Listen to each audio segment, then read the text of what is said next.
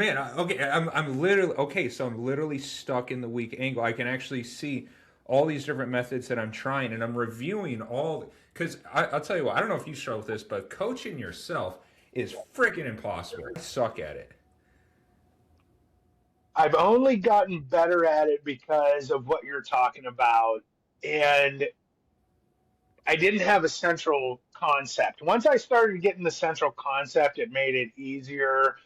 And I think some of it came to me running my business as well, where I got so independent that I didn't have anybody, nobody was coming to save me. And so I got real into creating like kind of standard operating procedures. And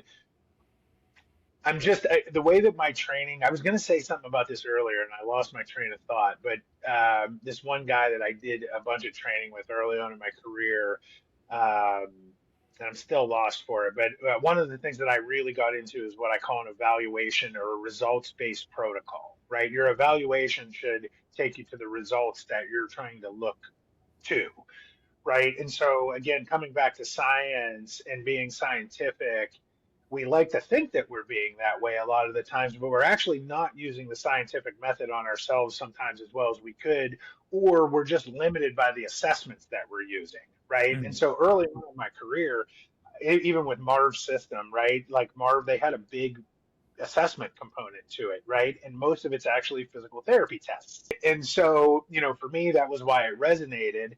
But also, there's a ton of other physical therapy tests that I learned that if you're not a physical therapist, you're not going to learn them. We learn a specifically unique body of knowledge that starts with assessments because if I'm the doctor, right, of what I do, right, it's not the modality like we're talking about, right? And this is people get stuck on modalities versus paying attention to principles, like you were Mhm. saying, right? And part of the principles are also aligned with the assessments.